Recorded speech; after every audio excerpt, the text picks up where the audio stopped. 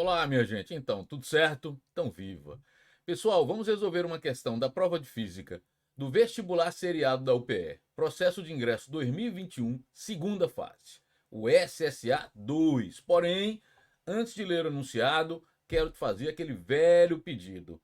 Compartilhe o nosso canal com seus amigos. Ah, não está inscrito ainda? Se inscreva.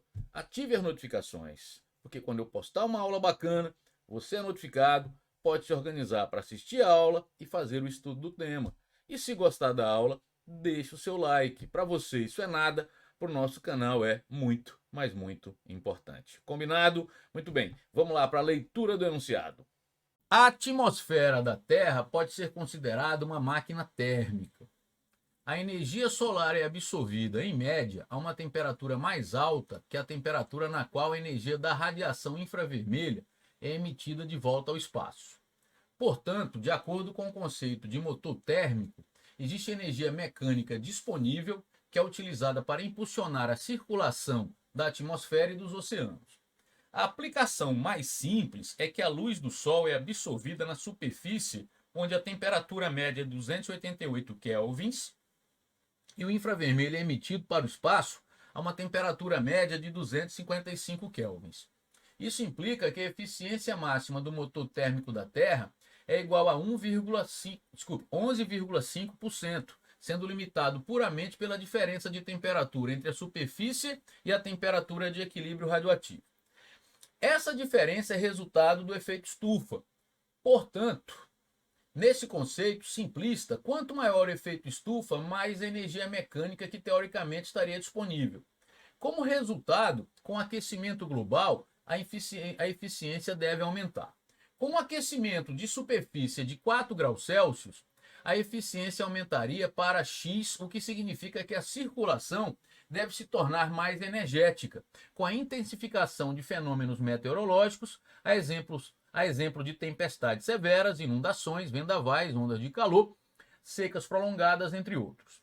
Com base nas informações do texto e na eficiência de uma máquina térmica de Carnot, a nova eficiência da atmosfera terrestre é X, é aproximadamente igual a nova eficiência da atmosfera terrestre X é aproximadamente igual a. Muito bem, paciência, calma. Respira, vai dar tudo certo. Calma aí.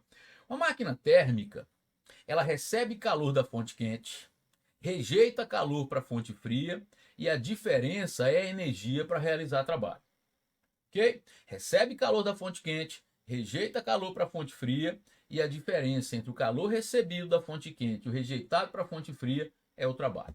Certo? A questão está te falando o seguinte, escute, que essa máquina térmica vai ser de Carnot. E o que é que isso significa? Calma aí. Nenhuma máquina térmica consegue transformar, converter todo o calor recebido da fonte quente em trabalho. Sempre haverá calor rejeitado. Isso se chama a segunda lei da termodinâmica. Então, nenhuma máquina térmica tem rendimento de 100%. Sempre haverá calor rejeitado. Agora, é possível para as mesmas fontes quente e fria conseguir o maior rendimento possível. A questão chama de eficiência. Ao pé da letra, eficiência é usado para máquina frigorífica e rendimento para máquina térmica, mas muitos autores banalizam isso, vamos usar. Então ele está falando rendimento como eficiência, então vou manter a palavra que ele usou. Então a eficiência não pode ser 100%, por quê? Porque isso representaria todo o calor recebido da fonte quente usado para realizar trabalho. A segunda lei da termodinâmica proíbe isso, ela garante que sempre há calor rejeitado, certo? Muito bem. Agora, eu posso ter a maior eficiência possível. Isso acontece quando é realizado o ciclo de Carnot. No ciclo de Carnot, eu consigo ter a maior eficiência para as mesmas fontes quente e fria. Vamos anotar algumas ideias aqui que vai te deixar mais tranquilo. Olha só. O trabalho é a diferença entre o calor recebido da fonte quente, que eu estou chamando de Q1, e rejeitado para a fonte fria, que é Q2, certo? A eficiência, que a rigor seria o rendimento, então vou manter a palavra eficiência que ele está usando, é quanto o trabalho representa do total, que é o calor recebido da fonte quente. O rendimento, que aqui é eficiência, é quanto o trabalho é do total, e o total é o calor recebido da fonte quente, certo? Então, a eficiência, usando o que ele quer, né, a expressão da questão, é o trabalho Q1 menos Q2 sobre Q1. Ou ainda, calma aí, a eficiência seria Q1 por Q1 dá 1, menos Q2 por Q1. Então aqui, se eu tivesse a quantidade de calor rejeitada para a fonte fria e a quantidade de calor recebida da fonte quente, eu acharia o rendimento. Porém, preste atenção, se a máquina executa o ciclo de Carnot, ela passa a se chamar máquina de Carnot e tem uma particularidade exclusiva da máquina de Carnot. A fração entre as quantidades de calor rejeitada para a fonte fria e recebida da fonte quente é a mesma fração entre as temperaturas absolutas dessas fontes. Então, exclusivamente para a máquina de Carnot, vou escrever assim, ó, eficiência para a máquina de Carnot vai ser 1 menos a temperatura da fonte fria em kelvins absoluta sobre a temperatura da fonte quente, claro, em kelvin, certo? Se eu tiver essas temperaturas, eu consigo encontrar o rendimento da máquina de Carnot, que é isso que ele quer, ele deixou claro isso aqui, tá?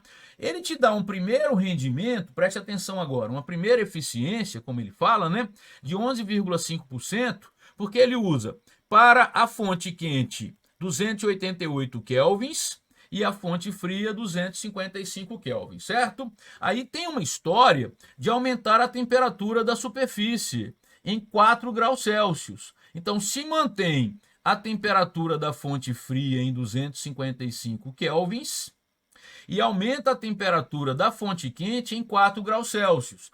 Era de 288 kelvins e vai aumentar de 4 graus Celsius. Aí eu queria conversar com você sobre isso. Vou até ficar aqui, ó. Olha para mim.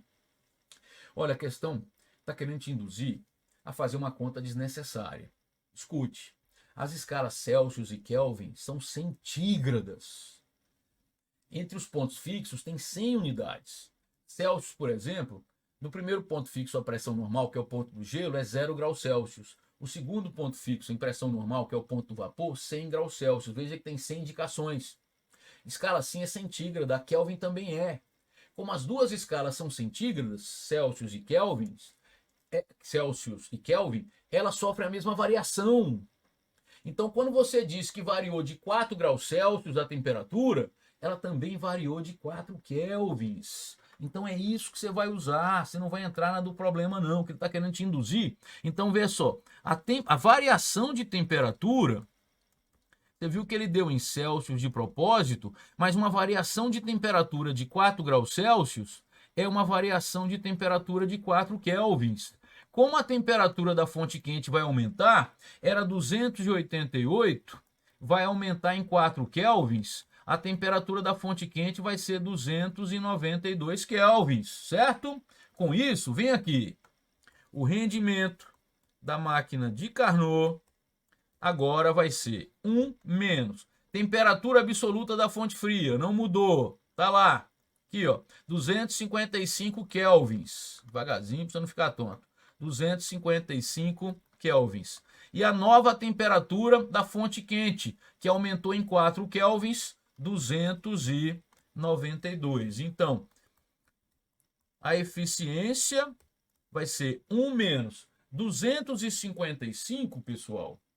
255 menos 290, desculpe, menos nada, né? 255 dividido por 292 vai dar 0,873, certo? E, vamos lá,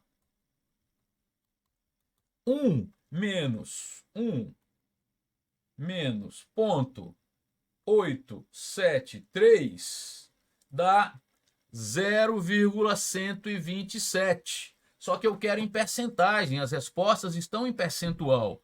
Então, em percentual, é só multiplicar por 100%, né?